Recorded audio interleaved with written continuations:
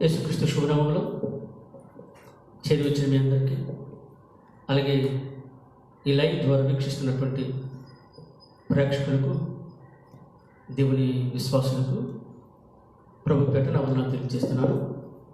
ఈ పునరుత్థాన దినమందు మరొకసారి మీ ముందుకు రావడానికి పరిశుద్ధాత్మ దేవుడు నాకు ఇచ్చినటువంటి అవకాశాన్ని బట్టి నేను దేవుడిని స్తుతిస్తున్నాను.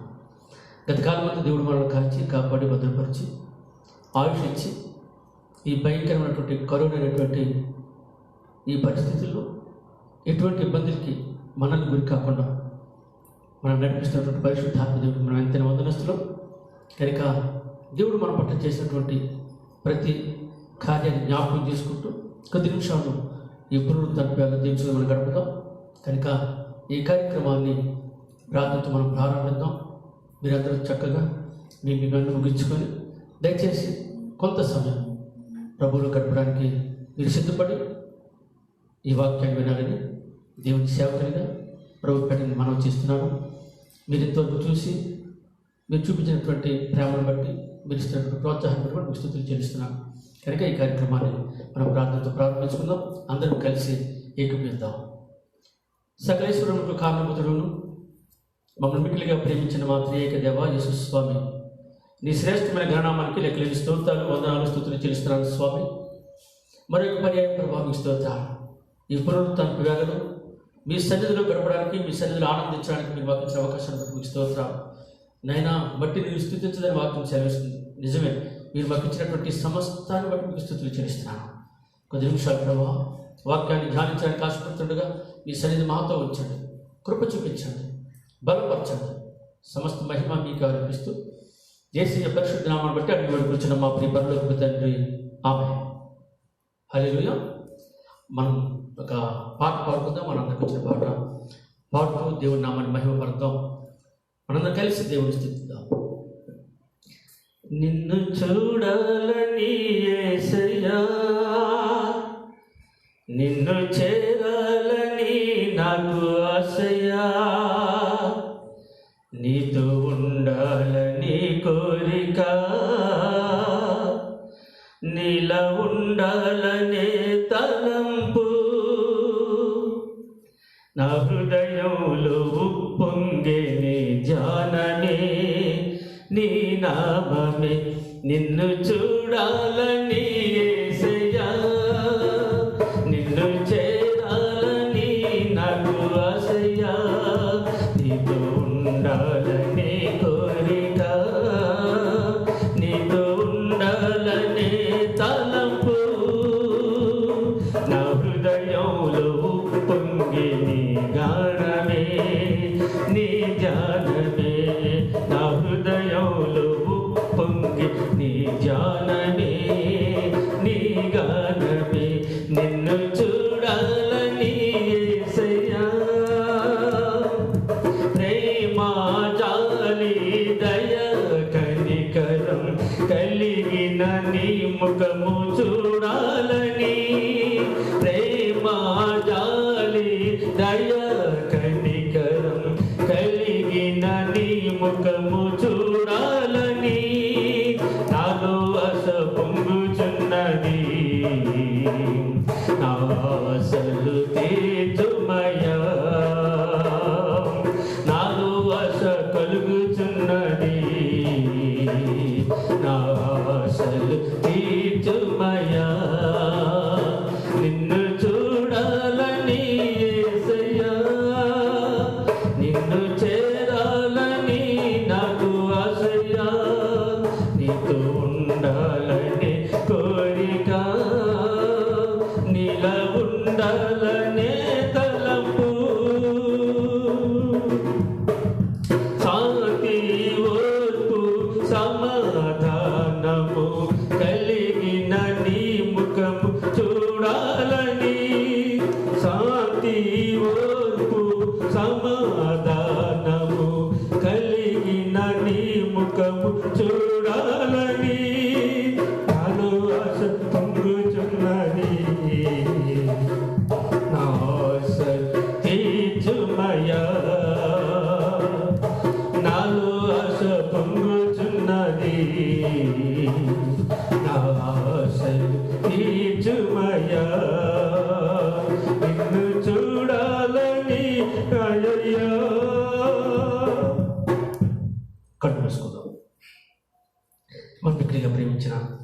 ఏకదేవ మీకు స్తోత్రాలు. ఇంతవరకు మీ సన్నిధిలో ప్రభా మమ్మల్ని కాచి కాపాడు. ఈ సంఘంగా మేమందరం ఒక దగ్గర కూర్చొని నేను ఆరాధించినటువంటి పరిస్థితుల్లో ప్రభా బిడ్డనైనా వారి వారి గృహాల దగ్గర ఉండి వాక్యాన్ని వీక్షిస్తుండగా వారితో పాటు మీ సన్నిధించండి. మీ దాసులు కూడా బలపరచండి, మరుగుపరచండి, కృప చూపించి మీ సేవలు వాడుకోండి. దేవుని సన్నిధిలో దేవుని వాక్యాన్ని గురించి మనం విందాం. ప్రభు ఎంతైనా నమ్మదగిన దేవుడు. ఆయన మన పట్ల చూపిస్తున్నటువంటి ప్రేమ, అపారమైనటువంటి ప్రేమను తెలిసి మనం దేవుని సన్నిధికి గడపడానికి ఇష్టపడుతున్న కనుకనే ఇంకా దేవుని కృప మన మీద ఉంది. కనుక అనేక ఎపిసోడ్ మీ ముందు నేను ఉంచాను. అయితే ఈ పునరుద్ధరణలో మరికొన్ని అనేక భాగాన్ని మనం ధ్యానం చేద్దాం. ఈ దినపు వాక్యం ఏంటంటే, దేవుని సన్నిధిలో సంవత్సరాంతము వరకు ఆయన చూచే చూపు, దేవుని కన్నులు. ఈ మాట మనం ధ్యానం చేద్దాం కొద్ది నిమిషాలు. మోషే దేవుడికి ఇచ్చినటువంటి 2 ప్రాతిపదికలను పగులుగొట్టిన తర్వాత రెండవ వారు 10 ఆజ్ఞలు మోషేకి ఇచ్చి మోషేతో చెప్పినటువంటి విషయాల్లో ఒక విషయాన్ని ఈ దినాన్ని మనం జ్ఞాపకం చేసుకోబోతున్నాం. దయచేసి మీ బైబిల్ ఒకసారి ద్వితీయోపదేశ కాండము 11వ అధ్యాయము 12వ వచనం తిప్పాలని ప్రభుపెట్టి మనం చేస్తున్నాం. నీ దేవుడైన యెహోవా కన్నులు సంవత్సరాది మొదలుకొని సంవత్సరాంతం వరకు ఎల్లప్పుడూ దాని మీద ఉండును. ఇశ్రాయేలు ఐగుప్తు నుండి బయలుదేరి పాలుతెలు ప్రవహించు కానాను పట్టణానికి వెళ్తూ ఉన్నప్పుడు మార్గ మధ్యలో పరిశుద్ధాత్మ దేవుడు మోషేతో వచ్చినటువంటి మాటలో ఒక మాట, దేవుని కన్నులు ఎల్లప్పుడూ కూడా ఆ దేశముపై ఉంటాయంటున్నాడు. దేవుని కన్నులు మనను సంవత్సరం మొదలుకొని సంవత్సరాంతం వరకు అన్ని సమయాల్లో, అన్ని కాలాల్లో, అన్ని పరిస్థితులు కూడా ఆయన నిన్ను ఎప్పటికప్పుడు చూస్తూనే ఉన్నాడు. నువ్వెక్కడ బలహీనపడకూడదని, నువ్వెక్కడ బాధపడకూడదని, ఏ పరిస్థితుల్లో కూడా నువ్వు కృంగిపోకూడదని ఆయన నిత్యము నిన్ను కాపాడుతున్నటువంటి గొప్ప దేవుడు. ఆయన ఒక్క నిమిషం కూడా రెస్ట్ తీసుకోవడానికి ఇష్టపడినట్లుగా లేఖన భాగాలు మనం చూస్తున్నాం. ఆయన చెప్తున్నాడు, ఇశ్రాయేలును కాపాడువాడు కొనుకడు నిద్రపోటు చెప్తుంది దేవుని వాక్యం. అందుకే ఆయన చెప్తున్నాడు, ఇదిగో సంవత్సరం మొదలుకొని సంవత్సరాంతం వరకు కూడా నిన్ను చూసే కథని చెప్పబడుతుంది. ఈ భయంకరమైన దినాల్లో ఏమైపోతామని చెప్పి ఆతృతతో ఎదురు చూస్తున్నాడు. ఏం జరుగుతుందో తెలియని పరిస్థితుల్లో ప్రజలు చాలా ఆతృతతో ఎదురు చూస్తున్నారు. ఎంత వేగం ఈ కరోనా వ్యాధి మన నుంచి దూరం అవుతుందని చెప్పి తప్పిస్తున్నారు, బాధపడుతున్నారు. అయితే దేవుని సన్నిధిలో ఆయన కన్నులు మాత్రం ఎల్లప్పుడూ నిన్ను నన్ను చూస్తానే, నేను మర్చిపోకూడదు. దేవుని కన్నులు ఎల్లప్పుడూ కూడా ఆ దేశంపై ఉంటాయంటున్నాడు.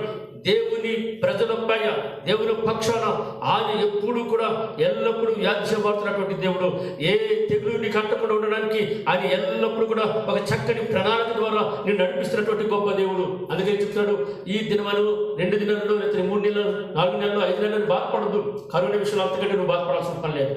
ఎందుకంటే ప్రతిదీ కూడా దేవుని ఆశీర్వాదం ఉంది, దేవుని శక్తిలో ఉంది. ఎందుకంటే ఆయన సంవత్సరాంతము వరకు కూడా మనల్ని బలపరచడానికి, మనల్ని శక్తివంతులుగా ఉంచడానికి, మనల్ని ఆరోగ్యవంతులుగా ఉంచడానికి ఆయన కన్నులు ఎల్లప్పుడూ చూస్తూనే ఉన్నాయంట. కనుక దేవుని సన్నిధిలో ఆయన మన వైపు చూడడం వలన, ఆయన కన్ను దృష్టి మనపై ఉంచడం వలన మనం పొందుకునేటువంటి లాభాన్ని మనం ఒకసారి జ్ఞాపకం చేసుకున్నట్లయితే అనేకమైనటువంటి లేఖన భాగాలు పరిశుద్ధాత్మ దేవుని సన్నిధిలో మనం గమనించవచ్చు. మొదటిగా ప్రభువు కన్ను దృష్టి నిన్ను బలపరుస్తుందని చెప్తుంది దేవుని వాక్యం. ఆయన కన్ను దృష్టి నిన్ను బలపరుస్తుందట. చూడండి ఒకసారి మనం చూద్దాం. 2వ దినవృత్తాంతాల గ్రంథము 16వ అధ్యాయం 9వ వచనంలో ఇలా వ్రాయబడి ఉంది, తన ఎడల యథార్థ హృదయం గల వారిని బలపరచుటకై యెహోవా కన్ను దృష్టి లోకమందంతటా సంచారం చేయించినది. నువ్వెప్పుడు కూడా బలహీనుడు అయిపోవాలని దేవుని ఉద్దేశం కాదు. నువ్వు ఎప్పుడు బలవంతుడిగానే ఉండాలి, శక్తివంతుడిగానే ఉండాలి, శక్తికరమైనటువంటి కార్యాలను చేయాలి. యెహోవా యందు వారు బలమైన కార్యాలు చేస్తారు కనుక అటువంటి బలమైన కార్యాలు చేయడానికి నువ్వు ఎల్లప్పుడూ సిద్ధంగా ఉన్న పరిశుద్ధాత్మ దేవుడు కోరుకుంటున్నాడు. అందుకే నిన్ను బలపరచడానికి, నిన్ను శక్తివంతుడిగా చేయడానికి ఆయన కను దృష్టి ఎల్లప్పుడూ నీ మీద ఉంటుందని చెప్పి దేవుని వాక్యం మనతో మాట్లాడుతుంది. దేవుని కను దృష్టి బలహీనపడిన వారిని శారీరకంగా, ఆత్మానుసారంగా 2 రకాలుగా కూడా నువ్వు బలవంతుడిగా ఉండాలి. శారీరకంగా బలం ఉన్నంత మాత్రం సరిపోదు, కానీ దేవుని సన్నిధిలో వాక్యానుసారం కూడా నువ్వు బలహీనంగా ఉండడానికి ఆయనకి ఇష్టపడలేదు. నువ్వు వాక్యానుసారం కూడా బలంగా ఉండాలని దేవుడు కోరుకుంటున్నాడు. కనుక ఈ మధ్యాహ్నం వేళ యెహోవా కనుదృష్టి మనపై ఉండడం వల్ల మనకి లాభం ఏంటంటే ఆయన కనుదృష్టిని బలపరిచేదిగా ఉంటుందని చెప్తాడు. బలహీన సమయాల్లో బలపరిచేటువంటి గొప్ప దేవుడు. యెషయా గ్రంథం మనం చూసినట్టయితే భక్తిహీనులకు శక్తిహీనులకి మనం ఉండడానికి ఇష్టపడడం లేదు. మనం శక్తిహీనులుగా ఉండడం, మనం బలహీనంగా ఉండడానికి ఉద్దేశం కాదు, కానీ మనం బలవంతులుగా ఉండాలి, శక్తివంతులుగా ఉండాలి. అందుకే సమస్యలలో జయమిచ్చేవాడు, శక్తిహీనులకు బలాభివృద్ధి కలుగుచేవాడు అని చెప్పి దేవుని వాక్యం మనతో మాట్లాడుతుంది. కాబట్టి దేవుని కనుదృష్టి బలహీన పడుతున్న వారిని, శారీరకంగా ఆత్మానుసారంగా దిగజారిపోతున్నటువంటి పరిస్థితులు ప్రతి వ్యక్తిని కూడా బలపరచడానికి దేవుని కనుదృష్టి ఎల్లప్పుడూ నీ మీద, నా మీద, మన మీద ఉంటుందని మనం నమ్మాలి. అయితే చెప్తాడు, నువ్వెప్పుడు బలహీనుడవు అప్పుడే బలవంతుడు. అందుకే భక్తుడు చెప్తాడు కదా, నన్ను బలపరిచిన వాడి ఎదునే నేను సమస్తమును చేయగలను అంటున్నాడు. మనం ఒక బలహీనంగా ఉండొచ్చు, కానీ మనలో పనిచేస్తున్నటువంటి వ్యక్తి శక్తివంతుడు. కనుక దేవుని కనుదృష్టి నీ మీద ఉందని నువ్వు మర్చిపోవద్దు. ఇప్పటికే 4 రోజులు దాటిపోయింది కదా, ఇంకా ఈ కరోనా మమ్మల్ని విడిచిపెట్టడం లేదండి, ఇంకా ఈ శ్రమను మమ్మల్ని విడిచిపెట్టడం లేదండి, ఈ అనారోగ్యం ఉన్నామండి అది ఒక అనుకుంటున్నావా? అవన్నీ ప్రక్కన పెట్టే దేవుని సన్నిధి, దేవుని శక్తి, దేవుని బలం నీ మీద ఉన్నంత వరకు ఏ రోగము నీ వైపు చూడడానికి అవకాశమే లేదు. నువ్వు ఇప్పుడు బలహీనుడుగా అయిపోతావు ఆలోచించేదో ఆయన నిన్ను బలపరిచే దేవుడు. అందుకే చెప్తాడు, ఆయన కనుదృష్టి నిన్ను బలపరుచుకున్నట్టు ఆయన. అంతేకాకుండా తన ఎడలే యథార్థ హృదయముగా ఉన్నట్టు ఆయన. ఎవరైతే ప్రభు పాద సన్నిధిలో యథార్థంగా ఆయన సన్నిధిలో ఆరాధిస్తారో, ఆయన సన్నిధిలో ఘనపరుస్తారో, అన్ని విషయాల్లో నమ్మకంగా యథార్థంగా ఉంటారో, అటువంటి వారి పట్ల ఎల్లప్పుడూ కూడా పరిశుద్ధాత్మ దేవుని ప్రణాళిక ఒక ప్రత్యేకమైన ప్రణాళిక ఉంటుంది. కనుక నువ్వు బలహీనుడు అని ఎప్పుడు నువ్వు అనుకోవద్దు. నువ్వు బలహీనమని అనుకుంటున్నావేమో, కానీ నీలో ఉన్నవాడు పని చేస్తున్నప్పుడు నీ ముందు ఎవరు నిలబడరు. ఎందుకంటే వాక్యం చెప్తుంది కదా, ఇదిగో నీ ఎదుట ఎవరు నిలవజాలంటుంది వాక్యం. ఎందుకంటే ఆయన నిన్ను బలపరుస్తున్నాడు కనుక, ఆయన నీకు శక్తినిస్తున్నాడు కనుక నువ్వు బలవంతుడిగానే ఉంటావు, నువ్వు బలమైన కార్యాలు చేస్తావు. నువ్వు ఇప్పుడు ఓడిపోయినవాడు కాదు, వాటిని నీ వెంట రానేరు కాదు. కానీ ఏంటంటే ఆయన నిన్ను బలపరుస్తాడు. ఎందుకంటే కదా, నన్ను బలపరిచిన వాడు నేను సమస్తం చేయలేని చెప్పి పరిశుద్ధాత్మ దేవుని సన్నిధిలో సంవత్సరాంతం వరకు అంటే మనం ఎంతకాలం ఉన్నామండి? మహాకరుణ వచ్చి ఒక 2 నెలలు కూడా కాలేదు ఇంకా. ఎందుకు దిగులు, ఎందుకు భయం, ఎందుకు వేదన? ఏం లేదు.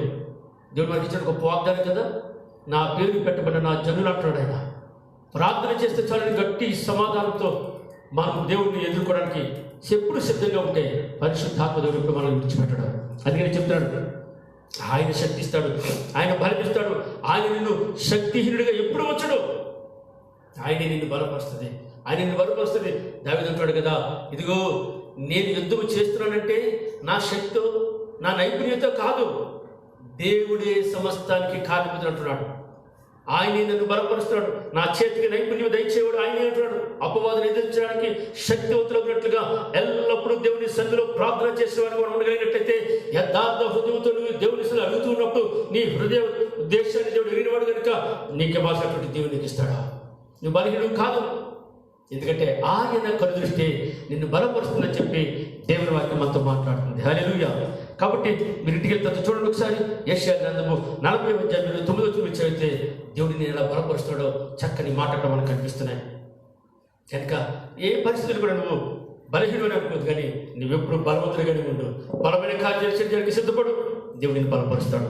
ఇంకో విషయం మనం చూసినట్లయితే, ఆయన కనుదృష్టి మరొక కోణంలో మనం చూస్తే చెప్తాడు, మరణం నుండి తప్పించని చెప్తుంది వాక్యం. ఆయన కనుదృష్టి నీ మీద ఉంటే మరణ పాశములు నీ వెంట రావు, మరణం నీ వైపు చూడదు, మరణము నీకు దూరంగా ఉండదని చెప్తుంది దేవుని వాక్యము. దయచేసి కీర్తన గ్రంథము 33:18-19 చదివినట్లయితే, వారి ప్రాణమును మరణం నుండి తప్పించుటకును, కరువులో వారిని సజీవులుగా కాపాడుటకును యెహోవా దృష్టి ఆయన యందు భయభక్తి గల వారిని వారి మీదను, ఆయన కృప కొరకు కనిపెట్టి వారి మీదను నిలిచిచున్నది. హల్లెలూయా. దేవునికి స్తోత్రం. గమనించారా? కీర్తన కూడా మాట్లాడుతున్నాడు, మరణం నుండి తప్పించేది కూడా ఆయన కనుదృష్టి. వారి ప్రాణమును మరణం నుండి తప్పించుటకు, కరువులో వారిని సజీవులుగా కాపాడుటకును యెహోవా యందు దృష్టి ఉంచు వారి యందు దేవుని కనుదృష్టి ఎల్లప్పుడూ ఉంటుంది. ఆయన కృప ఎల్లప్పుడూ ఉంటుంది. ఆయన కనిపెట్టి నీ మీద నిలిచుచుందని చెప్తుంది దేవుని వాక్యం. కనుక మరణాన్ని జయించే శక్తి కూడా దేవుడిని నాకు ఇచ్చాడు. మనం గత కొద్ది రోజుల కిందట మనం వాక్యాన్ని ధ్యానించాం కదా. ఓ మరణమని ముళ్ళు ఎక్కడా, ఓ మరణమని విజయం ఎక్కడా అని మనం ధ్యానించాం. పరిశుద్ధాత్మ దేవుని సన్నిధిలో మరణను కూడా శాసించగలిగినటువంటి శక్తిని నువ్వు పొందుకోగలవు. 103వ సంగీతం మనం చదివినట్లయితే అద్భుతమైన మాటలు మనకు కనిపిస్తాయి. మొదటి మనం చదివితే అని చెప్తాడు, నా ప్రాణమా యెహోవాను సన్నిధించుము, నా అంతరంగం సమస్తమైన పరిశుద్ధ నామమును సన్నిధించుము, నా ప్రాణమా యెహోవాను సన్నిధించుము. ఆయన చేసిన ఉపకారం దేవుడికి మరువకమని చెప్పి కింద అంటాడు, ఆయన నీ దోషములు క్షమించేవాడు, నీ సంకటములను కుదుర్చేవాడు, సమాధి నుంచి నీ ప్రాణమును విమోచించుచున్నాడని చెప్తుంది దేవుడి వాక్యము. కనుక మరణాన్ని నుంచి నువ్వు భయపడాల్సిన పని లేదు. మరణంను పరిశుద్ధాత్మ దేవుడు కల్వరిలో జయించాడు, సమాధిలో జయించాడు, మరణ భూములను విరిచేటువంటి గొప్ప దేవుడు చెప్తాడు. తన ఎడల యథార్థవాన్ని ఆయన కాపాడడానికి ఎల్లప్పుడూ కూడా ఆయన కనుదృష్టి నీ మీద ఉంటుంది. కనుక ఈ జబ్బు వల్ల ఏమవుతామో, లేకపోతే ఆ పరిస్థితుల వల్ల ఏమైపోతామో, లేకపోతే ఈ పరిస్థితులు అనుకూలంగా లేవు కాబట్టి, నా అనారోగ్యం క్షీణించిపోతుంది కాబట్టి నేను ఏమైపోతానో, మరణిస్తానని భయం నీకు ఉంటే ఆ భయం నుంచి బయటికి రా. ఆయన కనుదృష్టి నీ మీద ఉన్నంత వరకు, ఆయన కృప నీ మీద ఉన్నంత వరకు మరణం నీ దరిదాపునే చేరదాం. మరణం దగ్గరికి రావడానికి భయపడుతుంది. అందుకే నీవు నీ చేయాల్సిన ఏంటంటే ఎల్లప్పుడూ ఆయన కనుదృష్టి మన మీద ఉండేలాగిన పరిశుద్ధాత్మ దేవుడిని కోరుకోవాలి. ఆయన చేసిన ప్రతి ఉపకారానికి ప్రత్యక్షంగా నీవు నేను ఇవ్వలే కానీ నమ్మకంగా వాక్యం సరించినట్టుగా యథార్థ హృదయంతో మనం దేవుడిని అడగలిగినప్పుడు, దేవుడి గడపగలిగినప్పుడు పరిశుద్ధాత్మ దేవుడు మనకి ఇవ్వాల్సినటువంటి ఆ గొప్ప భరోసా ఇచ్చాడు. ఆయన మరణం నీ దరిదాపు ఇచ్చాడు, మనం సన్నిధికి రాదంటాడు. ఆయన మరణాపాయ స్థితిలో మనం ఉన్నప్పుడు ఆయన మనల్ని లేవనెత్తగలిగినటువంటి దేవుడు, ఆయన మనల్ని ఎత్తుపట్టుకున్నటువంటి దేవుడు. కనుక మరణం గురించి భయపడుతున్నావా? శారీరక మరణం గురించి భయపడుతున్నావా? ఆత్మీయ మరణం గురించి భయపడవా? ఎందుకంటే బయలుపాటు చూసి దాని గురించి ఆలోచన చేస్తున్నటువంటి మనుషుడు కనుక ఉండొద్దు. ఆంతర్యాన్ని చూసి ఆంతర్యం వెళ్ళడంలో అది ప్రాముఖ్యం. అలాగూ దేవుని సముఖంలో నువ్వు బలాఢ్యుడిగా ఉండి మరణం ఇచ్చి తప్పించబడటానికి ఆయన కనుదృష్టి నీ మీద ఉండాలని కోరుకో. ఆయన కనుదృష్టి నీ మీద ఉంటే మరణం దగ్గరికి చేరనే చేరదు. దేవుని కనుదృష్టి ఇజ్రాయేల్ మీద ఉంది కాబట్టి ఎర్ర సముద్రంలో చనిపోసినటువంటి ఇజ్రాయేల్ ప్రజలందరూ కూడా కాపాడగలిగారు. అంతేకాకుండా అరణ్యములు అనేకులు పాము కాటు చేత, సర్పపు కాటు చేత చంపబడుతున్నప్పుడు ఎవరైతే తేనె ఇత్తడి సర్పాన్ని చూచారో వారు బ్రతికినట్టుగా లేని వాక్యాన్ని మనం చూస్తున్నాం. కనుక మరణము మనం లేచేదో, మరణపు పాశములు నిన్ను చుట్టుకోవడం చెప్తుంది వాక్యం. కానీ ఏంటంటే ఆయన కనుదృష్టి నీ మీద ఉంది, ఆయన కనుదృష్టి నా మీద ఉంది, మన మీద ఉంది. అందుకే ఇంత కరోనా భయంకరమైన స్థితిలో వచ్చిన ఎందుకని దేవుడు మన దేశాన్ని, మన రాష్ట్రాన్ని, మన జిల్లాని ఆయనకు కాపాడుతూనే ఉన్నాడు. ఎందుకంటే ప్రాముఖ్యం నిన్ను నన్ను కాపాడినందుకు మనం దేవునికి లెక్కలేని స్తోత్రాలు చెల్లించాలి. హల్లెలూయా. కాబట్టి ఇప్పుడు దేవుని సంగమా, ఆయన కనులు నిన్ను చూస్తున్నాయి, ఆయన కనుదృష్టి నీ మీద ఉంది. ఎంత గొప్ప దేవుడు! ఇందాక నేను మొత్తం చెప్పాను కదా, మనల్ని కాపాడడానికి ఆయన నిద్రపోడంట, ఆయన కొడుకుడంట. మనం చక్కగా రెస్ట్ తీసుకుంటున్నాం, మనం చక్కగా ఆనందిస్తున్నాం, చక్కగా మన పనులు చేసుకుంటున్నాం. కానీ నీవేమైపోతావు, నీ స్థితి ఎలా ఉంటుందో, నీ పరిస్థితులు ఎలా ఉంటాయని చెప్పి ఆయన నీ కొరకు నిత్యము కూడా కొనకకుండా నిద్రపోకుండా కాపాడుతున్న దేవుడు ఉన్నాడు. కనుకనే నీవు నేను సురక్షితంగా ఉండగలం. కనుక దేవుని సంగమం, దేవుని సన్నిధిలో ఎల్లప్పుడూ కూడా మన జీవితంలో బ్రతకడానికి కేవలం శారీరకంగానే మనం ఆలోచిస్తున్నాం కానీ ఆత్మానుసారంగా మనం ఆలోచించడం లేదు. శారీరకంగా చావు గురించి ఇప్పుడు ఆలోచించదు కానీ ఆత్మీయ స్థితిలో నీ చావు గురించి ఆలోచించేయాలి. లాజరు శారీరక చావు గురించి ఆలోచించలేదండి, లాజరు ఆత్మానుసారమైన చావు గురించి ఆలోచించాడు. అందుకే ఈ దేహం గురించి నేను ఆలోచించనున్నాడు ఆయన. పరిశుద్ధాత్మ దేవుని చదువు ఆత్మీయంగా మనం బ్రతకాలంటే దేవుని వాక్యం చదివిస్తుంది, ఆత్మీయ ఆహారం మనం తింటూ ఉండాలి. ఆత్మీయ ఆహారం మనం తింటూ ఉన్నప్పుడే బలం పొందుకుంటాం, శక్తిని పొందుకుంటాం. అందుకే మనుషుడు రొట్టె వర్ణము మాత్రము కాదు కానీ అని చెప్తాడు మత్తయి సువార్త 4:4. దేని వల్ల అంటే దేవుని నోటి నుండి వచ్చి ప్రతి మాట నిన్ను నన్ను బ్రతికిస్తుంది. కనుక దేవుని వైపు చూద్దాం. ఆనాడు తాపకరమైనటువంటి ఇతర సర్పాన్ని చూసిన వారు ఎలాగైతే బ్రతికారో మనము కూడా ఈ కరోనా వైరస్ నుంచి తప్పించబడడానికి, ఈ కోవిడ్-19 నుంచి తప్పించబడడానికి మన వైపు చూద్దాం. ఇప్పుడు నాకు సంకేతం చదివితే వారు ఆయన తట్టు చూడగా వారికి వెలుగు కలిగదు, వారు మొక్కలు చెప్పకపోవును. ఈ దేవుడు మొదలుపెట్టగా, ఈ దేవుడు మొదలుపెట్టగా ఆలకించినటువంటి మాట మనకు కనిపిస్తుంటుంది. కనుక ఆయన వైపు చూద్దాం, ఆయన దీవెను పొందుకుందాం. అందుకే కరువులో ఉన్నప్పుడు 1వ రాజుల గ్రంథం 4వ చూసినట్లయితే చనిపోతున్న పరిస్థితులు, కరువు అనేటువంటి పరిస్థితులు, అపాయమైన పరిస్థితులు, రకరకాల పరిస్థితులు చావుని దగ్గరగా తీసుకెళ్తున్నప్పుడు ఆ చావును పరిశుద్ధాత్మ దేవుడు నీకు చోటు ఇవ్వడం, ఆ చావుని దగ్గరికి రానివ్వడం, నిన్ను సంరక్షించడానికి ఎల్లవేళలైన కనుదృష్టి నీ మీద ఉంటుంది. అంతేకాకుండా ఆయన దూతలు కూడా ఆయన ఆజ్ఞాపిస్తాడు. అందుకే ఆయన ఎంతైనా నమ్మదగిన దేవుడు. దేవుని స్తోత్రం. హల్లెలూయా, హల్లెలూయా. ఇంకో మాట మనం చూద్దాం దయచేసి. కీర్తన గ్రంథం 32వ అధ్యాయము 8వ వచనం చూసినట్లయితే మనము నడవవలసిన మార్గాన్ని కూడా ఆయన మనకు బోధిస్తాడు. ఆయన కనుదృష్టి ఎల్లప్పుడూ కూడా మన మీద ఉంటుందంట. ఒక మాట మనం చదివినట్లయితే, నీకు ఉపదేశం చేసేదను, నీవు నడవలసిన మార్గమును నీకు బోధించేదను, నీ మీద దృష్టి ఇచ్చి ఉండి నీకు ఆలోచన చెప్పేదను అని చెప్తున్నాడు. దేవుని వాక్యం ఏం చెప్తుందంటే, ఆయన కనుదృష్టి నీ మీద ఉండడం వలన నీవు నడవలసిన మార్గం ఏదో సరి అని నీకు తెలియజేస్తాడు. ఎందుకంటే ఒక్కసారి నీకు నాకు అర్థం కాదు, అలాంటి పరిస్థితి మనకు ఎదురవుతున్నప్పుడు దేవుడిపై మనం ఆధారపడగలిగితే ఆయనే సరి అయినటువంటి మార్గం నీకు తెలియజేస్తాడని చెప్తున్నాడు. నువ్వు ఏ మార్గం గుండా వెళ్ళాలో, ఏ మార్గం గుండా వెళ్ళకూడదు, దేవుని సముఖంలో దేవుని వాక్యం నీకు తేటతలంగా నేర్పిస్తుంది. అందుకే సామెతల గ్రంథం 16వ అధ్యాయం 25 చూసినట్లయితే దేవుని సముఖంలో మన నడవడితో, మన పరిస్థితులు ఏ రీతి మనం ఉండాలో వాక్యం మనకు నేర్పిస్తుంది ప్రియారా. అదే సత్యాన్ని పరిశుద్ధాత్మ దేవుని సముఖంలో 22 కూడా చెప్తాడు. ఆ నడత ఎప్పుడు నేర్చుకోనంటే చిన్నతనం నుంచే ఆ నడతను మనం నేర్చుకున్నట్ట. బాలుడు నడవలసిన త్రోవను వాడికి నేర్పించము, వాడు పెద్దవాడు అయిన తర్వాత దాని నుంచి తొలగిపోయిన ఏ వాక్యం అయితే మనతో మాట్లాడుతుందో ఆ వాక్యాన్ని ఆధారంగా చేసుకొని సామెతల గ్రంథము 16:25 కూడా అదే మాట మనకు బోధిస్తుంది.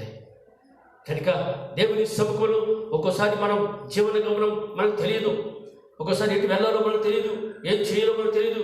అటువంటి పరిస్థితుల్లో దేవుని మీద ఆధారపడగలిగినప్పుడు దేవుడే నీకు మార్గాన్ని చూపిస్తాడు. ఆయనే దిక్సూచిగా ఉంటాడు, ఆయన నడిపిస్తాడు. ఎందుకంటే తన గొర్రెల కొరకు తన ప్రాణాన్ని పెట్టగలిగినటువంటి దేవుడు వాడు ముందుండి నడిపిస్తాడు, వాడి మార్గాన్ని సరళం చేస్తాడు. వారి కష్టకాలంలో, నష్టకాలంలో దేవుడిని వాడిని కాపాడడానికి ఎల్లప్పుడూ కూడా ఆయన సిద్ధంగానే ఉంటాడని చెప్పి దేవుని వాక్యం అంతా మాట్లాడుతుంది. కనుక ప్రియ దేవుని సంగమా, నువ్వు ఏ మార్గంలో వెళ్తున్నావో ముందు ఆలోచించే. 2 మార్గాలు ఉన్నాయి మనకు తెలుసు. ఒకటి ఇరుకు మార్గము, రెండవది విశాల మార్గము. ఈ దినాన్ని మానవుడు కోరుకుంటున్నది ఏంటంటే విశాలమైనటువంటి మార్గం వెళ్ళాలని కోరుకుంటున్నాడు. ఇరుకు మార్గం కష్టం అనుకుంటున్నాడు, బాధ అనుకుంటున్నాడు, నష్టం అనుకుంటున్నాడు. కానీ గమనించాల్సింది ఏంటంటే ఇరుకులోని విశాలత కలుగు చేయి పరిశుద్ధాత్మ దేవుడు మొదట్లో నీకు కొద్ది శ్రమ కలిగినా, కొద్దిగా బాధ కలిగినా, కొద్దిగా కష్టం కలిగినా నువ్వు వెళ్తున్న కొద్ది అది నీకు గొప్ప సంతోషకరమైనటువంటి మార్గంగా, దీవెనకరమైన మార్గంగా, ఆశీర్వాదకరమైన మార్గంగా నడిపించేటువంటి గొప్ప దేవుడు అని చెప్పి దేవుని వాక్యం అంతా మాట్లాడుతుంది. నమ్మదగినవాడు నా యేసునాథుడు, వాగ్దానమిచ్చినవాడు మాట తప్పడెన్నడు, వాగ్దానమిచ్చినవాడు మాట తప్పడెన్నడు. నమ్మదగినవాడు నా యేసునాథుడు, వాగ్దానమిచ్చినవాడు మాట తప్పడెన్నడు, వాగ్దానమిచ్చినవాడు మాట తప్పడెన్నడు. నిన్ను ప్రేమించెదనన్నా ప్రేమమూర్తి ఆదేస్తే, నిన్ను క్షమించెదనన్నా క్షమామూర్తి ఆదేస్తే, నిన్ను ప్రేమించెదనన్నా ప్రేమమూర్తి ఆదేస్తే, నిన్ను క్షమించెదనన్నా క్షమామూర్తి ఆదేస్తే. వాగ్దానమిచ్చినవాడు మాట తప్పడెన్నడు, వాగ్దానమిచ్చినవాడు మాట తప్పడెన్నడు. నిన్ను విడిపించెదనన్నా విమోచకుడు యేసే, నిన్ను స్వస్థపరచెదనన్నా పరమ వైద్యుడా క్రీస్తే. నిన్ను విడిపించెదనన్నా విమోచకుడు క్రీస్తే,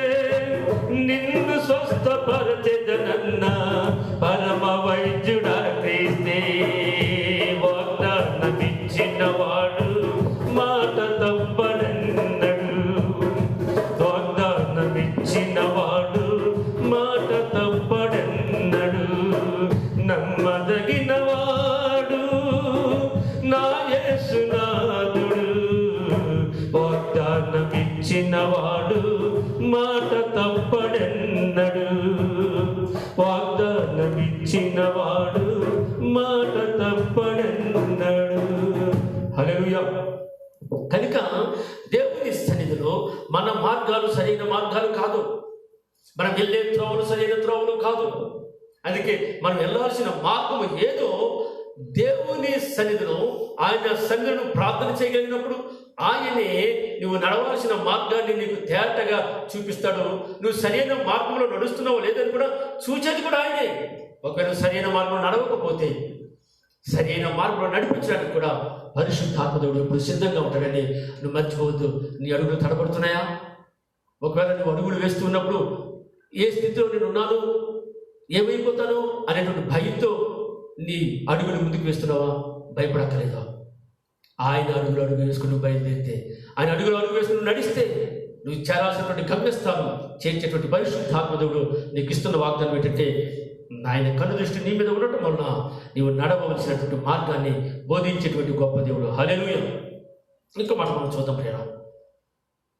ఆయన కన్ను దృష్టి నిన్ను నన్ను స్వస్థపరచగలిగేటువంటి కన్ను దృష్టి అని చెప్పబడుతుంది. ఎంత గొప్ప దేవుడు! మన సొంత తల్లిదండ్రులు మన గురించి ఎంత శ్రద్ధ తీసుకోరు, మన అన్నదమ్ములు అక్క చెల్లెలు అంత శ్రద్ధ తీసుకోరు. కానీ మనల్ని ప్రేమించి మనల్ని కన్నాడైన, మనల్ని కొన్నాడైన, కన్నులు అని సిలువలు తన ఎవరి రక్తాన్ని నీ కొరకు ధార పోసి రక్తము చేత నిన్ను శుద్ధి చేసి అదే రక్తాన్ని భయాన్ని పెట్టి కొనుక్కున్నాడు నిన్ను నన్ను. అందుకే నువ్వు అనారోగ్యం కూడా నాకు ఇష్టం లేదా? నువ్వు ఎల్లప్పుడూ ఆరోగ్యవంతులుగా ఉంటూ ప్రభువుని స్తుతించాలి, ప్రభువుని గణపరచాలి, ప్రభువు సువార్తను ప్రకటించాలి. నశించిపోతున్నటువంటి ఆత్మలకు దేవుని వాక్యాన్ని చేరేసేటువంటి వరకు కూడా ఆయన విడువని దేవుడు. చూద్దాం దేవుని వాక్యం ఒకసారి చూసినట్లయితే, తరువాత యేసు ఏ పేతురు ఇంటిలో ప్రవేశించి జ్వరముతో పడి ఉన్న అత్తను చూచి ఆమె చేయి ముట్టగా జ్వరం ఆమెను విడిచెను. అంతటా ఆమె లేచి ఆయనకు ఉపచారము చేశాను. మత్తయి సువార్త 8:14-15 మనం చదివితే ఈ మాటలు కనిపిస్తాయి. అంత చాలా బలహీనంగా ఉంది, చాలా జ్వరంతో బాధపడుతుంది. అప్పటికి ఎన్ని దినాల నుంచి జ్వరంతో ఉంది మనకు తెలియదు, చాలా దినాల నుంచి జ్వరంతో ఉంటుంది. కనుక 2-3 రోజులే జ్వరం కలిస్తే లేవలేని పరిస్థితి ఉంటుంది, మనకి చాలా కృషించిపోతాం. అయితే ఎప్పుడైతే దేవుని సన్నిధిలో పరిశుద్ధాత్మదేవుడు పేతురింటిలోనికి వెళ్ళి దేవుని సముఖంలో అనారోగ్యంతో పడినటువంటి ఆమెను చూచినప్పుడు, పేతురతను చూచినప్పుడు ఆయన కన్ను దృష్టి అంతవరకు జ్వరంతో బాధపడుతున్న వ్యక్తిని అప్పుడే తాకింది. ఎప్పుడైతే ఆయన చెయ్యి వేశాడో ఉన్న జ్వరం కూడా పటాపంచలైపోయింది. దేవుని స్తోత్రం, హల్లెలూయా. కనుక ప్రియ దేవుని సంగమా, దేవుని సన్నిధిలో ఆయన కను దృష్టి నీ మీద ఉంటే నీకు అస్వస్థత కూడా రాదంటున్నాడు. ఒకవేళ నువ్వు బాధలో ఉన్నావా, అనారోగ్యంలో ఉన్నావా, అస్వస్థతలో ఉన్నావా, జ్వరంలో ఉన్నావా, ఒకవేళ కరోనా రోగం నీ మీద నువ్వు భయపడాల్సిన పర్లేదు. ఎందుకంటే స్వస్థపరిచే దేవుడు నీ పక్షాన నా పక్షాన ఉన్నాడు. ఆయన స్వస్థపరిచే దేవుడు. ఆయన ఉమ్ములో స్వస్థత ఉంది, ఆయన చేతిలో స్వస్థత ఉంది, ఆయన వస్త్రపు చెంగులో స్వస్థత ఉంది. ఆయన దగ్గర స్వస్థత లేని స్థలం ఏదైనా ఉందా? ఏ వస్తువు ఉందా అంటే లేదు. శిరస్సు మొదలుకొని శిరి పాదం వరకు కూడా స్వస్థత దాగి ఉంది ఆయన దగ్గర. దయచేసి ఆ స్వస్థత నీకు కావాలంటే, ఈ అనారోగ్య పరిస్థితులు బయటకు రావాలి అంటే దేవుని కను దృష్టి నీ మీద ఉండాలని కోరుకో. ఎప్పుడైతే పేతురు అతని పరిశుద్ధాత్మ దేవుడు చూచాడో, ఆమె చెయ్యి పట్టుకున్నాడో, వెంటనే జ్వరం ఆమె విడిచి పారిపోయిందంతే. ఇంకా జ్వరం లేదు. ఇంకొక విచిత్రం ఏంటో తెలుసా? అంతవరకు భయంకరమైన జ్వరంతో బాధపడుతున్నటువంటి ఆమె వెంటనే దిగులు లేచిందంట. లేచి ఖాళీ కూర్చొని వెంటనే పరిచయం ప్రారంభించింది. ఒక 4 రోజులు, 3 రోజులు, 5 రోజులు, ఒక వారం తర్వాత జ్వరంతో పడి మనం లేచిన తర్వాత ఏదైనా పని చేయంటే మన శరీరం అంతా బలహీనంగా ఉంటుంది, చాలా నీరసించిపోతాం. కానీ దేవుని కన్ను దృష్టి ఎప్పుడైతే ఆమె మీద పడిందో వెంటనే శక్తి పొందుకున్నది, వెంటనే బలం పొందుకున్నది. ఆమె వెంటనే లేచి పరిచర్య చేసింది, ఉపచారం చేసింది, దేవుని సన్నిధిలో తన ప్రేమను దేవుడి పట్ల వెల్లడపరిచినట్లుగా దేవుని వాక్యం మనతో మాట్లాడుతుంది. హల్లెలూయా. కాబట్టి ఇప్పుడు దేవుని సంగమా, నీవు దేవుని కనుదృష్టి కొరకు ఎదురు చూడా. అయ్యా, నీ కనుదృష్టి నా మీద ఇచ్చేటట్టుగా, నీ కటాక్షం నా మీద ఇచ్చేటట్టుగా దయతో నన్ను కరుణించు, దయతో నన్ను జ్ఞాపకం చేసుకో, దయతో నన్ను మర్చిపోవద్దని నువ్వు ప్రార్థన చేయగలిగితే ఆయన కనుదృష్టి ఎప్పుడు నీ మీద ఉంటుంది. కోపంతో వెళ్ళి 2 రాత్రి పడకలు పగలగొట్టేశాడు మోషే. అయినప్పటికీ దేవుని ప్రేమ, తన ప్రజలైన ఇజ్రాయేలు మీద దేవుకున్న ప్రేమ రెండవసారి వెళ్ళినప్పుడు మరలా ఆ రాత్రి పలుకులు చూసినప్పుడు అందులో మాట్లాడుతున్న ఒక మాట ఏమిటంటే, ఇదిగో సంవత్సరం మొదలుకొని సంవత్సరాంతం వరకు కూడా నా కను దృష్టి నీ ప్రజల మీద ఉంటుంది. అంతేకాదు, మీరు ఎక్కడికి వెళ్ళాలో అంటే ఇదిగో పాలు తెన్నులు ప్రవహించి పట్టణానికి మీరు వెళ్ళేటంత వరకు కూడా నా చూపు, నా కను దృష్టి నీ మీద ఉంటుందని చెప్పినటువంటి దేవుడు నిన్ను విడిచిపెడతాడా? నిన్ను విడిచిపెట్టే దేవుడు కాదు, నిన్ను మర్చిపోయే దేవుడు కాదు. అని ఎల్లప్పుడూ కూడా మన పట్ల ఒక ప్రణాళిక కలిగినటువంటి దేవునిగా తన కృపను మన మీద ఉంచుతున్నాడు. ఆయన చెప్తాడు, నిన్ను స్వస్థపరచు యెహోవా నేనే చెప్తున్నాడు. దేవునికి స్తోత్రం. అంతేకాకుండా అనారోగ్యము మనుషులను బలహీనపరుస్తూ ఉన్నప్పుడు దేవుడే తన ప్రేమను మన పట్ల వెల్లడి చేస్తాడు. ఎలాంటి రోగాన్నైనా బాగు చేయనటువంటి పరిశుద్ధాత్మ దేవుడు 18 సంవత్సరాల నుంచి నడుము వంగిపోయిన స్థితిలో ఉన్నటువంటి ఆ స్త్రీకి మీరు జ్ఞాపకం చేసుకోండి. అనారోగ్యం పట్టి పిడుస్తుంది.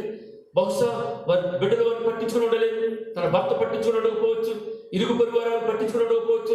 ఎందుకంటే అందరం చూడడానికి బాగుండదు, ఆకారం బాగోదు కనుక అవి చాలా మంది హీనంగా చూస్తుంటారు. అవి పరిస్థితి ఏంటో అర్థం కాని స్థితిలో అవి బ్రతుకుతుంది. కాకపోతే అవి ఒక నిరీక్షణ ఉంది. ఎప్పుడైనా దేవుని కనుదృష్టి నేను నాకు ఖచ్చితంగా ఉంటుంది. నా దేవుడు నన్ను చూస్తాడు. ఎవరు చూసినా చూడకపోయినా పరిశుద్ధాత్మ దేవుడు తన కనుదృష్టి నా మీద నిలుపుతాడు. విశ్వాసంతో 18 సంవత్సరాల నుంచి దేవుని మందిరంలో దేవుడు వైపు చూడడానికి ఆశపడుతుంది. అందుకే ఒక దినాన్ని పరిశుద్ధాత్మ దేవుడు ఆ మందిరంలోకి వచ్చి ఆమెను చూచి అమ్మా అని పిలిచే ఆమెను స్వస్థపరిచినట్లుగా లేఖన భాగాలు మనం చూస్తున్నాం. కనుక కృంగిపోవద్దు, ఆధైర్యపడద్దు. ఒక్కోసారి నీ శరీరము అందవిహీనంగా మారచ్చు. అలాంటి పరిస్థితుల్లో ఏంటి నేను అయిపోతున్నాను, నా కళ్ళు బాగలేదు, నా శరీరం బాగలేదు, నేను అందరిలాగా లేనే, ఈ రోగం పట్ల నేను ఎట్లా అయిపోయినాయి అనేటువంటి బాధని కలుగుతుందేమో. భయపడద్దు, స్వస్థపరిచే దేవుడు నీ పక్షాన ఉన్నాడని చెప్పి దేవుని వాక్యం మనతో మాట్లాడుతుంది. ఎలాంటి రోగాన్నైనా ఆయన స్వస్థపరచగలడు. ఆ సత్యం ఎదిగాడు కనుకనే పేతురు వెంటనే అక్కడిక్కడ పరిగెట్టలేదు, నేరుగా దేవుని దగ్గరికి వచ్చి తీసుకుని తన ఆప్త ఉన్న స్థలానికి వెళ్ళినట్లుగా లేఖన భాగాలు మనం చూస్తున్నాం. కనుక అనారోగ్యము, అస్వస్థత ఇవేమి నిన్నేం చేయలేవు. మనుషులు నిన్ను లక్ష్య పెడుతున్నారు లేదో నువ్వు ఆలోచించొద్దు. మనుషుల్ని లక్ష్య పెట్టినా లక్ష్య పెట్టకపోయినా పరిశుద్ధాత్మదేవుడు నిన్ను లక్ష్య పెడతాడు. ఆయన నిన్ను ఎల్లప్పుడూ కూడా కంటికి రెప్పలా కాపాడే దేవుడు, నిన్ను తన అరచేతులు చెక్కుకున్నవాడు, నిన్ను ప్రేమించే దేవుడు. అందుకే స్వస్థత ఆయన చేతిలో ఉందని దేవుని వాక్యం అంతా మాట్లాడుతుంది. 38 సంవత్సరాల నుంచి బెతెస్దా కోనేరు దగ్గర పడి ఉన్నటువంటి వ్యక్తి మీరు జ్ఞాపకం చేసుకోండి. 1 రోజా 2 రోజుల, 1 సంవత్సరం 2 సంవత్సరాలు, అన్ని సుదీర్ఘ సంవత్సరాలు వాడు బెతెస్దా కోనేరు దగ్గర పడి ఉన్నాడంటే కారణం ఏంటో తెలుసా? వాడు ఒక దృఢ విశ్వాసం ఉందని నేనైతే నమ్ముతున్నాను. వాళ్ళు ఒక గొప్ప నమ్మకం అయితే వాడు ఉందని నేనైతే నమ్ముతున్నాను. కారణం ఏంటంటే 2 రోజుల్లో 3 రోజుల్లో కార్యాలు జరగకపోతే మనం ఎంత విసుకుపోతాం, దేవుని మీద నిద్ర వేస్తాం, అవసరమైతే సంఘం మానేస్తాం. కానీ వాడికి ఎంత విశ్వాసం ఉందంటే ఖచ్చితంగా పరిశుద్ధాత్మదేవుడు ఏదో ఒక దిన నన్ను చూస్తాడు, నన్ను చూడక మాను అని ఎప్పుడైతే నన్ను చూస్తాడో వెంటనే నాకు ఉన్నటువంటి ఈ పరిస్థితిని తప్పించి నాకు సంపూర్ణమైనటువంటి సంతోషాన్ని కలిగజేసి గొప్ప ఆనందాన్ని కలిగజేసేటువంటి గొప్ప దేవుడు స్వస్థపరిచే యెహోవా నా పక్షాన ఉండగా నేను ఎందుకు భయపడాలని 37 సంవత్సరాల బెతెస్దా కోనేరు దగ్గర పడి ఉన్నాడు. దేవుడు విడిచిపెట్టాడా? దేవుడు చూడమనిసాడా? లేదు తల్లి, లేదు నాన్న. దేవుడు ఎల్లప్పుడూ మన గురించి ఆలోచిస్తాడు. వెంటనే వ్యాధి పట్ల కార్యం చేయడానికి ఆ మాట మనం చదువుతాడు, నువ్వు వెంటనే లేచి నీ పరుపెత్తుకొని నడువంటే వాడు దిగ్గున లేచి నడుస్తూ దేవుని సన్నిధిలో ఆనందభరితుడై ముందుకు సాగిపోయినాడు. కనుక అస్వస్థత నీకొద్దని నువ్వు భయపడాల్సిన పని లేదు. దేవుడు మన పక్షాన ఉంటాడు. దేవుడు మన కొరకు అనేక గొప్ప కార్యం చేయడానికి ఆయన ఎల్లప్పుడూ కూడా మన పక్షాన నుండి కార్యం చేయడానికి ఆశపడుతున్నటువంటి గొప్ప దేవుడు. పరిశుద్ధాత్మ దేవుని సన్నిధిలో నీ మనసు ఏ స్థితిలో ఉన్నా దేవుని సన్నిధిలో నువ్వు దేవుని వైపు చూడడానికి ఇష్టపడు, దేవుని మీద ఆధారపడడానికి ఇష్టపడు. దేవుడు నిన్ను మర్చిపోయే దేవుడు కాదు. కనుక దేవుని కనుదృష్టి నమ్మకమైనది, దేవుని కనుదృష్టి యథార్థమైనది అని చెప్పి నువ్వు నమ్ము. ముందు నమ్ముట నీ వాళ్ళైతే ఏ కార్యమైన నీకు అన్ని సమృద్ధిగానే జరుగుతాయి. అందుకే చెప్తున్నాడు, ఎన్ని నెలలు ఉన్నా నువ్వు భయపడాల్సిన పని లేదు. కరోనా ఆయన ఎన్ని కరోనాలు వచ్చినా, ఎన్ని కోవిడ్-19 వచ్చినా వాటన్నిటి నుంచి తప్పించేటువంటి పరిశుద్ధాత్మ దేవుడు. దేవునికి స్తోత్రం. హల్లెలూయా. ఏమివ్వగలను నీకు కృతజ్ఞతగా, అర్పించెదను నన్ను నీ చేతికి పాత్రగా. ఏమివ్వగలను నీకు కృతజ్ఞతగా, అర్పించెదను నన్ను నీ చేతికి పాత్రగా. ఊహకు మించిన కృప చూపించిన నీ ప్రేమకు సాక్షిగా ఇలా జీవించనా. ఏమివ్వగలను నీకు కృతజ్ఞతగా, అర్పించెదను నన్ను నీ చేతికి పాత్రగా. ఏమివ్వగలను నీకు కృతజ్ఞతగా, అర్పించెదను నన్ను నీ చేతికి పాత్రగా. మార్పేని లేని దేవుడ నీవై, మారానే నన్ను మధురముగా మార్చి. మార్పేని లేని దేవుడ నీవై, మారానే నన్ను మధురముగా మార్చి. నెమ్మదినిచ్చిన నెమ్మది చాటనా, ఆశ్రయముందినా పయనం తెలుపునా. ఏమివ్వగలను నీకు కృతజ్ఞతగా, అర్పించెదను నన్ను నీ చేతికి పాత్రగా. ఏమివ్వగలను నీకు కృతజ్ఞతగా, అర్పించెదను నన్ను నీ చేతికి పాత్రగా. ఊహకు మించిన కృప చూపించనా నీ ప్రేమకు సాక్షిగా ఇలా జీవించనా. ఏమివ్వగలను నీకు కృతజ్ఞతగా, అర్పించెదను నన్ను నీ చేతికి పాత్రగా. హల్లెలూయా. ఆయన చేసిన ఉపకారాలు, ఆయన చూపిస్తున్నటువంటి ప్రేమ, అపారమైన ప్రేమ, ఆయన కన్ను దృష్టి ఎంత స్పష్టంగా నీ పట్ల ప్రసరింపజేస్తున్నాడో ఒకసారి ఆలోచించి. ఆయన తప్పించుకొని ఎక్కడికి వెళ్ళగలవా? ఆయన చూడకుండా ఏది చేయగలవా? భక్తుడు అంటాడు, ఆకాశంకి ఎక్కిపోతున్నా అక్కడనే ఉన్నావు, నేను పాతాళంలో దిగిపోతున్నా అక్కడనే ఉన్నావు, పాతాళంలో అగంతం ఒక దిగాంతం వరకు నేను వెళ్ళిపోయినా అక్కడ నీవు ఉన్నావు, అక్కడ నేనున్నాను, నన్ను చూస్తావయ్యా, నీ కృప అక్కడ కూడా నా పట్ల చూపించే దేవుడు కృప అని చెప్పి భక్తుడు మాట్లాడుతున్నాడు. కనుక దేని విషయంలో చింతపడతావు, భయపడాల్సిన పని అంతకంటే లేదు. దేవుడే మన గొప్ప శక్తి, దేవుడే మన గొప్ప బలం, ఆయనే మనల్ని బలపరిచే దేవుడు, నిన్ను ప్రేమించే దేవుడు. కనుదృష్టి నీ మీద ఉన్నంత వరకు కూడా ఏ విషయంలో నువ్వు భయపడాల్సిన పని లేదు. నిన్ను బలపరిచే దేవుడిగా, నిన్ను తప్పించే దేవుడిగా, నిన్ను బోధించే దేవుడిగా, నిన్ను స్వస్థపరిచే దేవుడిగా, నీ సత్క్రియను సంతోషపరిచే దేవుడిగా, అంతేకాకుండా నీ తల మీద ఆయన కృపావర్షాన్ని కృపణపరచడానికి ఎల్లప్పుడూ ఉన్నటువంటి దేవుని కనుదృష్టి నీ మీద ఉండాలని కోరుకో. అట్లాగే పరిశుద్ధాత్మ దేవుని కనుదృష్టి మనందరి మీద ఉండి మనల్ని కాపాడి మనల్ని దీవించును గాక. ఆమేన్.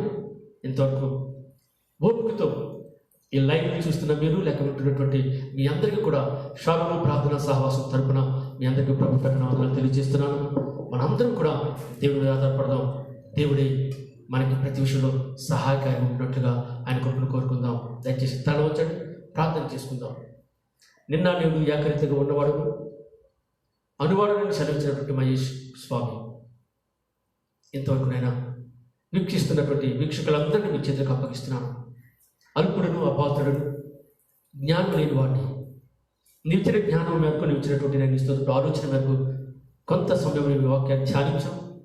మా వాక్యం మీద మీ కనుదృష్టి ఉందని మేము నమ్ముతున్నాం ప్రభా. విని వారందరినీ మీరు దీవించండి. మీ దాసులు మీరు మరుగుపరచని మీ స్తోత్రాలు చెల్లిస్తాం. మరొక ఎపిసోడ్ వల్ల మేమందరూ కలుసుకున్న పరిస్థితులు కృప మాకు తోడించమని మరొకసారి ప్రభా ఇదిగో మా భారతదేశాన్ని ఈ కరోనా అనేటువంటి నేను వైరస్ నుంచి తప్పించమని ప్రార్థన చేస్తున్నాను. ప్రపంచం అల్లకల్లోలం ఉంది ప్రభా. అలాంటి పరిస్థితుల్లో నువ్వు నాయన మా భారతదేశాన్ని త్వరగానే నేను జ్ఞాపకం చేసుకొని అతి త్వరలో ప్రభావిస్తాను. దీని నుంచి మాకు విడుదలిస్తాను విశ్వాసంతో ప్రార్థన చేస్తాను. ఇదిగో మరొకసారి మా నాయకులు మీ చేతులకు అప్పగిస్తాను ప్రభా. ఇదిగో మా ప్రధానమంత్రి మీ చేతులకు అప్పగిస్తాను. నేను మా సీఎం గారు మీ చేతులకు అప్పగిస్తాను. ఇదిగో కలెక్టర్స్ని ప్రభా మీ స్తోత్రాలు, పోలీస్ ఆఫీసర్స్ని ప్రభా మీ స్తోత్రాలు, పరిశుద్ధ కార్మికులు మరోసారి ప్రభా, డాక్టర్స్ ప్రాముఖ్యంగా ఎంతమంది డాక్టర్లు ప్రాణాలు కోల్పోతున్నారు ప్రభా. మా కొరకు వారు శ్రమ పడుతూ వారి ప్రాణాలు కూడా నేను స్తోత్రం లెక్క చేయకుండా ప్రభా నేను వారు పనిచేస్తున్నాను. అటువంటి ఎంతమంది అయితే ఇక్కడ నైనా స్తోత్రాలు ఈ కరోనా బాధపడి నైనా నష్టపోతున్నారో, ప్రాణాలు కోల్పోతున్నారో అటువంటి వారందరినీ మీరు జ్ఞాపకం చేసుకోండి. ప్రాణాలు కోల్పోయిన కుటుంబాలకు వ్యాధులు కలిగించండి. ఇంకా ఈ రోగం మా పట్టణం మా దేశాన్ని నైనా పాడు చేయకున్నట్టుగా యేసు నామములో దహించి అగ్ని చేత కాల్చివేయండి. మీ కనికరం మా మీద ఉంచండి. మహిమ పొందమని యేసయ్య ఉన్నత నామాన్ని బట్టి అడిగి వేడుకొని ప్రార్థిస్తున్నాము మా తండ్రి. ఆమేన్. తండ్రి అయిన దేవుని ప్రేమలు,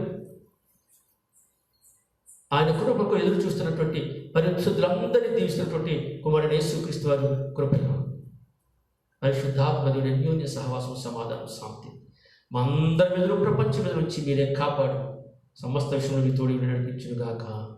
ఆమేన్. ఆమేన్.